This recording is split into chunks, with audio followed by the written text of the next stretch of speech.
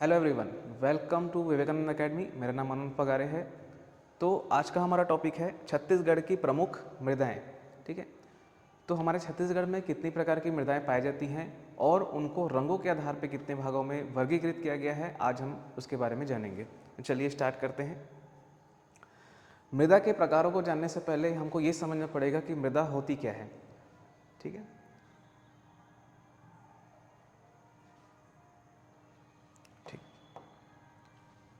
मृदा, ठीक है, मृदा जिसे क्या कहा जाता है, सॉइल। किससे मिल के मृदा का निर्माण होता है? तो चट्टानों के टूटने से,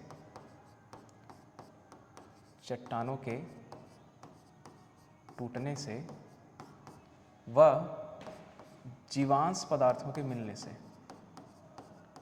जीवांश पदार्थों के मिलने से मृदा का निर्माण होता है। मृदा का निर्माण होता है।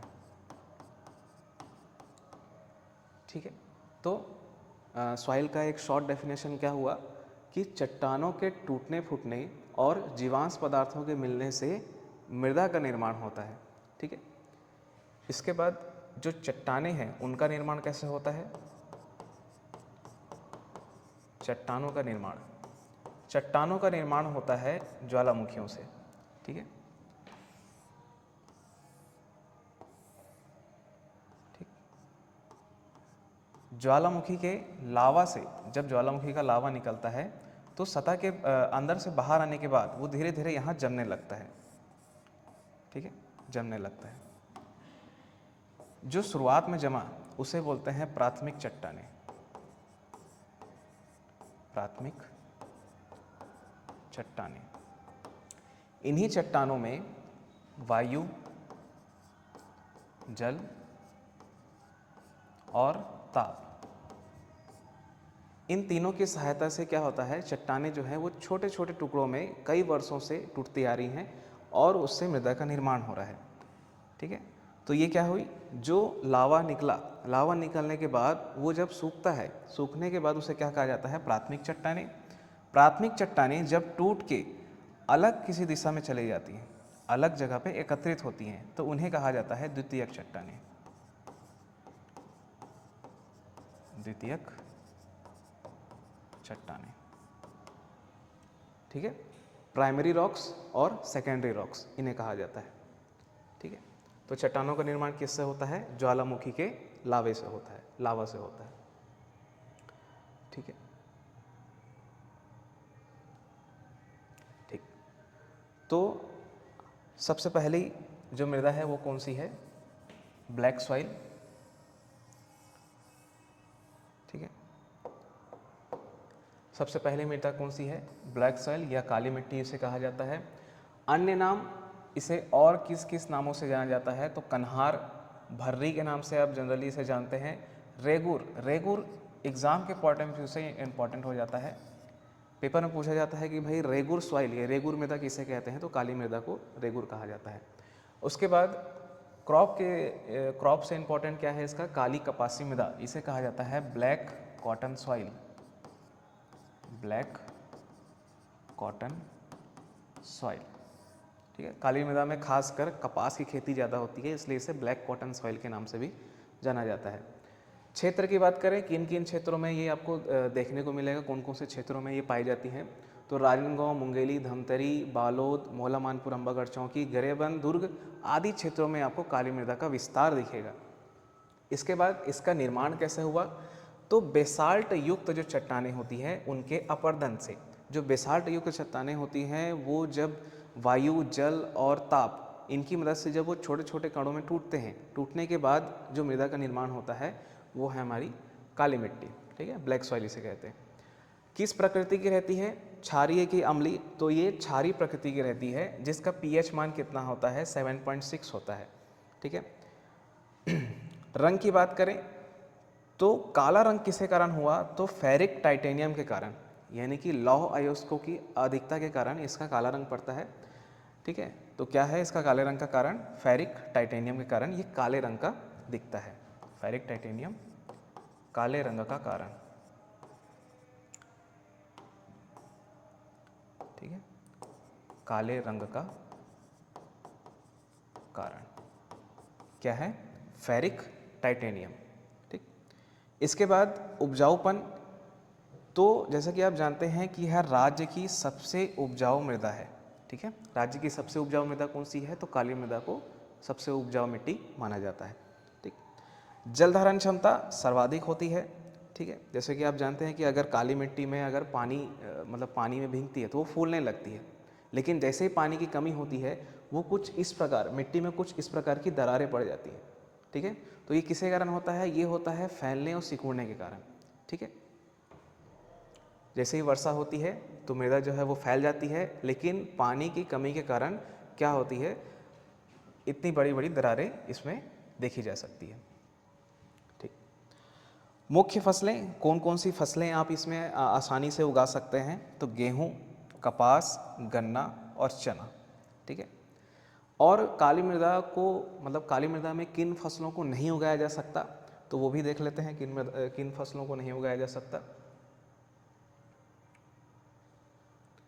ठीक है, काली मृदा मूंगफली के लिए उपयुक्त नहीं है। ठीक है, एक क्वेश्चन ये भी बन जाता है कि काली मृदा किस फसल के लिए उपयुक्त नहीं है? तो मूंगफली के लिए, प्लस इसके साथ जितनी भी जड़ वाली फसलें हैं, जड़ वाली फसलें या कंद वाली फसलें, कंद वाली फसलें जैसे आलू हो गया। ठीक है, जड़ वाले में जैसे मूली हो गया, गाजर हो गया। ठीक है, तो क्या समस्या आती है इसमें फोर्किंग की समस्या आती है। ठीक है, अब फोर्किंग क्या होता है? तो जैसे कि आपने मार्केट में देखा होगा कि सिंगल गाजर रहता है, तो कई बार आपने देखा होगा कि दो मुहे गाजर मिलते हैं अपने को। ठीक है, दो मुहे, मूली में आपने खासकर देखा होगा कि एक मूली के साथ एक मूली एक्स्ट्रा जुड़ी होती है, तो उसका कारण क्या होता है? यही होता है, फोर्किंग होता है। ठीक है, यानी कि मृदा का कड़ापन, सख्त हो जाना, जिससे क्या होता है, सीधी जो आपकी जो जड़ वाली जो फसलें हैं वो सीधी नहीं जा पाती, तो अलग अलग दिशा में फैलती है। इसीलिए दो मुहे जो आपको ये है, गाजर है और मूली है, वो प्राप्त होती है। ठीक है, मूंगफली में पैगिंग में दिक्कत आती है, मूंगफली में पैगिंग में दिक्कत आती है। ठीक है, कंद वाली फसलें जैसे आलू हो गया, इनमें दिक्कत होती है। ठीक है, ठीक है, ब्लैक कॉटन सॉइल इस प्रकार की दिखती है कुछ। इसके बाद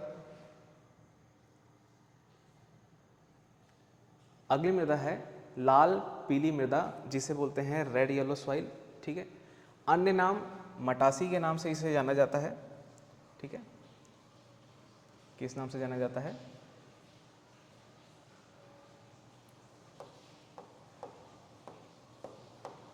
ठीक है, तो मटासी के नाम से इसे जाना जाता है। क्षेत्र महानदी बेसिन क्षेत्र, जैसे कि रायपुर, दुर्ग, बिलासपुर, महासमुंद, रायगढ़, कोरबा जैसे क्षेत्रों में आपको इस मृदा का विस्तार दिखेगा। छत्तीसगढ़ में कितने प्रतिशत पर इस मृदा, ठीक है, एग्जाम के लिए ये इंपॉर्टेंट हो जाता है कि जो लाल पीली मिट्टी है वो छत्तीसगढ़ में कितने प्रतिशत तक पाई जाती है? तो 50 से 55% तक आपको लाल पीली मृदा का विस्तार दिखेगा। ठीक है, ठीक है, निर्माण किससे हुआ है? तो आर्कियन एवं ग्रेनाइट चट्टानों के अपर्दन से। ठीक है, आर्कियन एवं ग्रेनाइट चट्टानों के अपर्दन से लाल पीली मृदा का निर्माण हुआ है। प्रकृति कैसी है? तो अम्लीय प्रकृति की होती है। ठीक है, जिसका पीएच मान कितना होता है? 6.8 होता है। ठीक, रंग की अगर बात करें तो इसमें दो रंग है, लाल रंग और पीला रंग। तो पीला रंग किसके कारण होता है? पीला रंग होता है फेरिक ऑक्साइड। ठीक है, पीला रंग किसके कारण? Ferric oxide.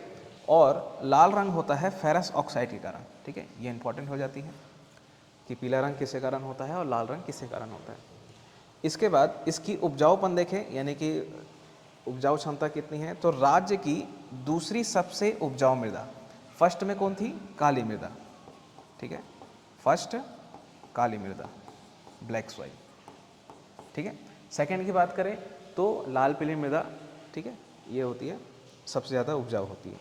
जल धारण क्षमता की बात करें तो सामान्य, ठीक है, काली मिट्टी से थोड़ी कम।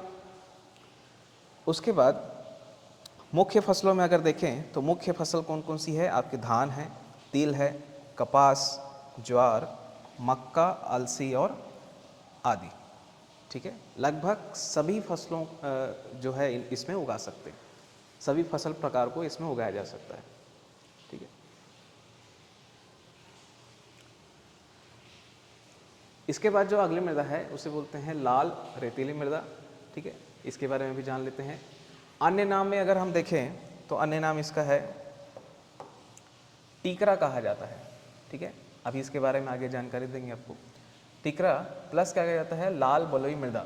ठीक है, नाम से ही समझ में आ रहा है कि इसमें रेत के कण, ठीक है, मृदा में कौन से कण पाए जाते हैं, 3 जो कण हैं वो पाए जाते हैं। एक होता है रेत, ठीक है, दूसरी होती है सिल्ट,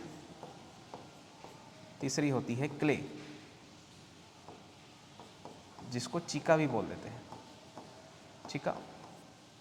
ठीक है, तो जिस मृदा में रेत के कण सबसे ज़्यादा होते हैं, ठीक है, तो वो होती है रेतीली मृदा, और किस नाम से जाना जाता है, तो लाल रेतीली मृदा। ठीक है, जैसे कि इमेज में दिख रहा होगा, लाल रेतीली मृदा इसमें दिख रही है। ठीक है, किस नाम से जाना जाता है, तो टीकरा के नाम से।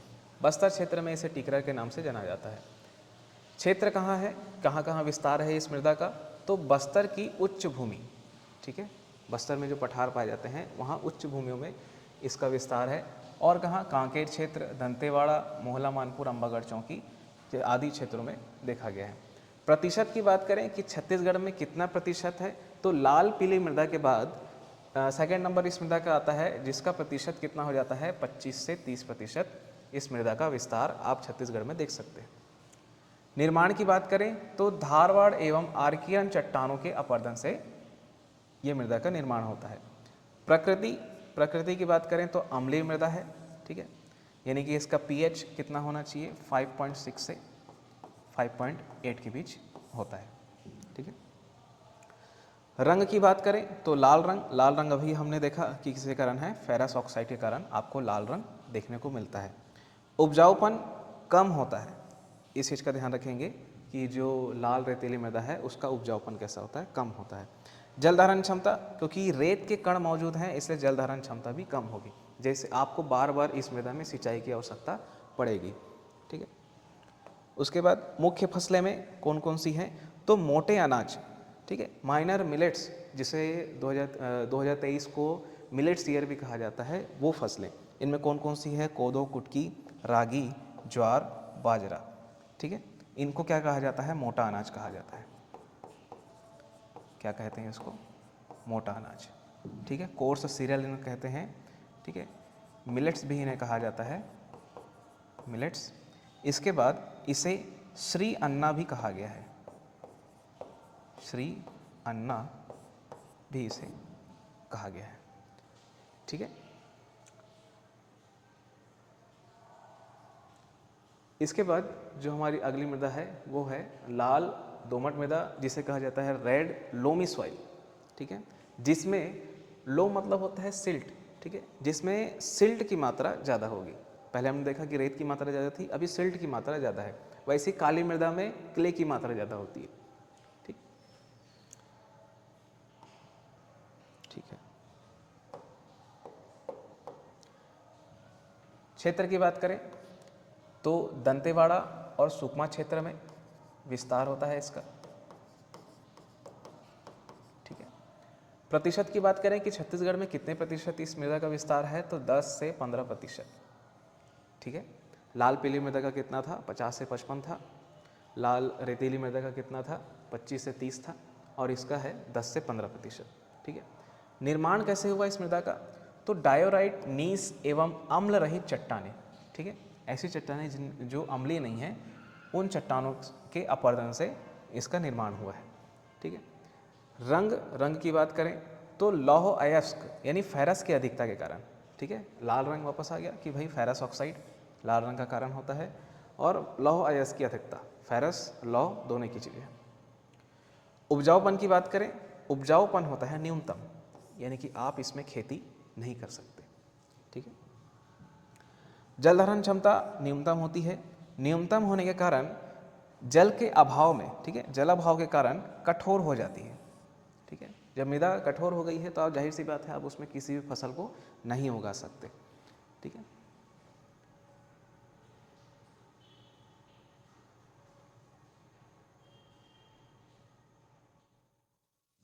नेक्स्ट हमारे पास जो मृदा है उसका नाम है लेटराइट सॉइल।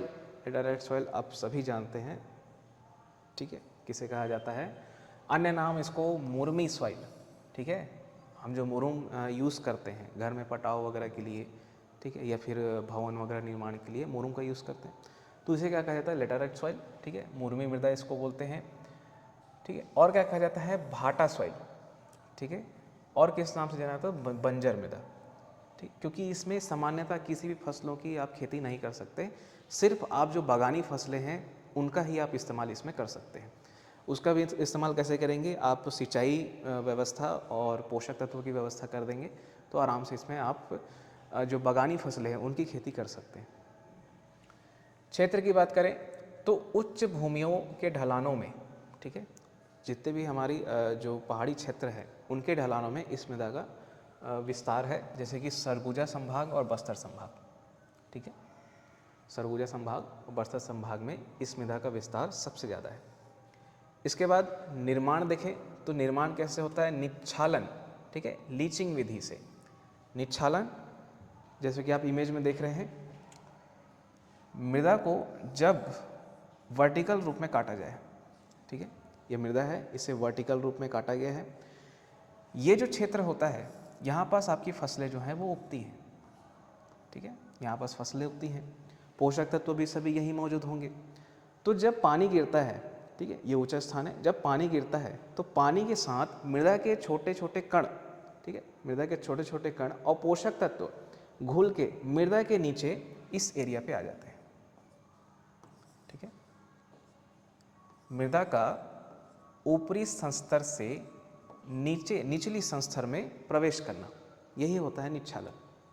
ठीक है, इससे क्या होती है, ऊपर सिर्फ बड़े बड़े कण बच जाते हैं और मृदा जो है वो बंजर हो जाती है, इसी को बोलते हैं निच्छालन। ठीक है, तो लेटराइट सॉइल का निर्माण कैसे हुआ, निच्छालन यानी लीचिंग के द्वारा, लीच, ठीक है, लीच करना। प्रकृति कैसी रहेगी, तो उच्च अम्लीयता पाई जाएगी, यानी कि हाई एसिडिटी प्रेजेंट होती है इस मृदा में, सॉइल में। पीएच मान कितना होता है, तो 5.2। ठीक है, कितना होता है, 5.2। रंग कैसा होता है, तो रंग होता है कत्थई रंग। ठीक है, कत्था रंग लिखा है। उपजाऊपन की बात करें तो ना के बराबर, न्यूनतम। ठीक है, जल धारण क्षमता भी न्यूनतम होगी। इसके बाद आप मुख्य फसल में इसमें क्या बो सकते हैं, तो बागानी फसलें। ठीक है, बागानी फसलों में आपके क्या क्या आएंगी, चाय, लीची, रबर, काजू, कॉफ़ी। ठीक है, मैंगो का भी आप प्लांटेशन कर सकते हैं। ठीक है, तो ये हमारी हो गई लेटराइट सॉइल। इसके बाद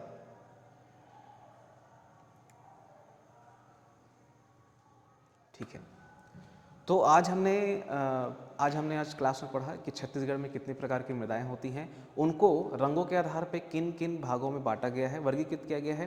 ठीक है, आई होप आपको जानकारी अच्छी लगी होगी। धन्यवाद।